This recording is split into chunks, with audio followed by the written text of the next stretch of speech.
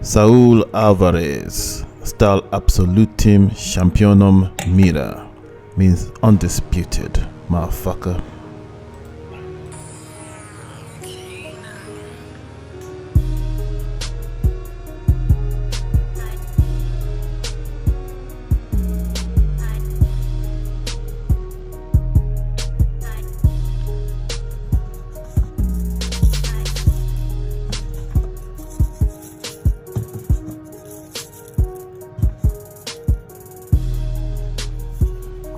Okay, accepted.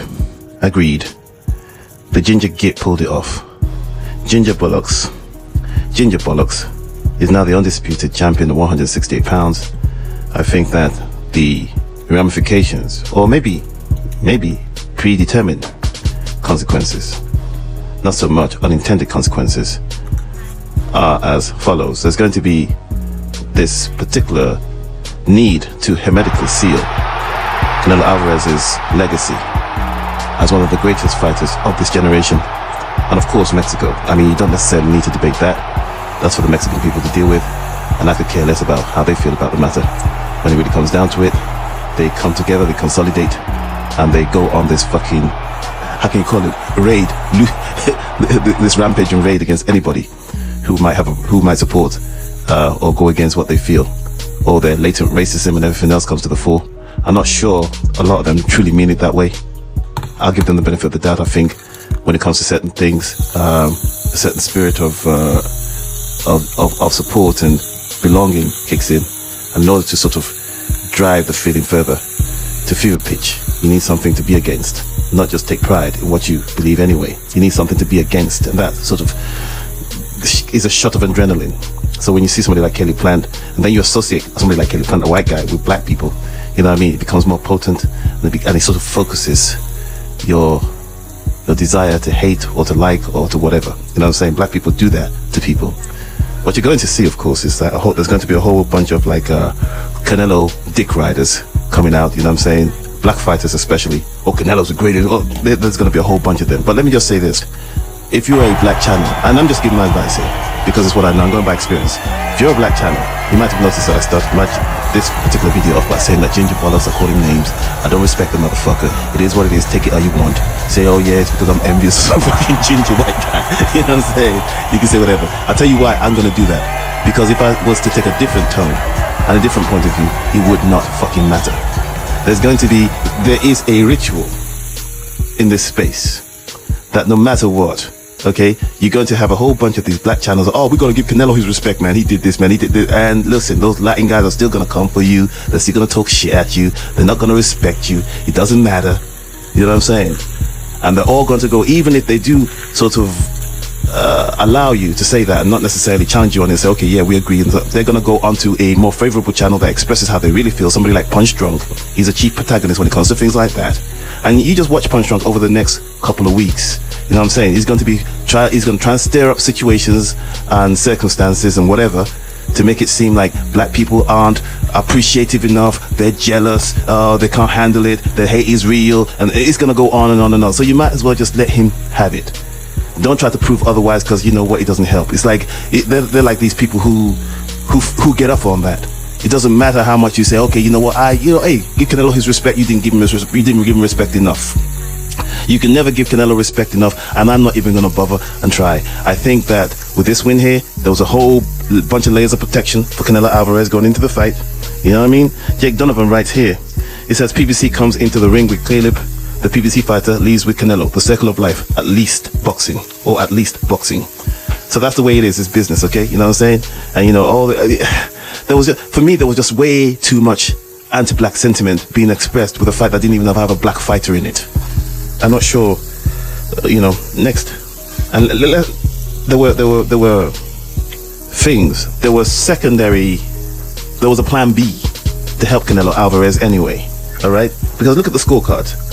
97, 93, 98, 92, 96, 94. Now the 96, 94 is the one that a lot of people believe is more accurate. But when you have a 97, 93 and 98, 92, you know they were trying to steal that thing for Canelo Alvarez, okay? Canelo Alvarez wasn't totally dominant in that fight, but he was landing some hard punches, fair enough. You know, the usual bullshit that you're going to get with Canelo Alvarez.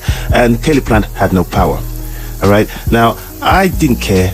I felt that Caleb Plant's chances were very slim, and I could tell, if I'm being honest, if most people were being honest, they could tell from the presser that it doesn't look good for Caleb. Kelly took a cut there too, you know what I'm saying? And it wasn't even a scuffle.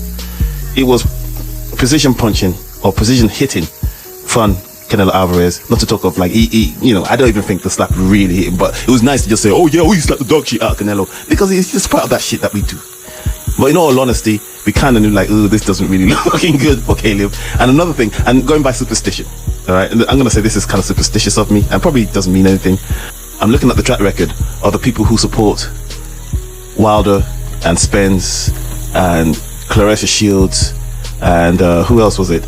There was one guy, he supported all these people, and then he was supporting Kelly Plant, and I was very scared that he actually, you know what?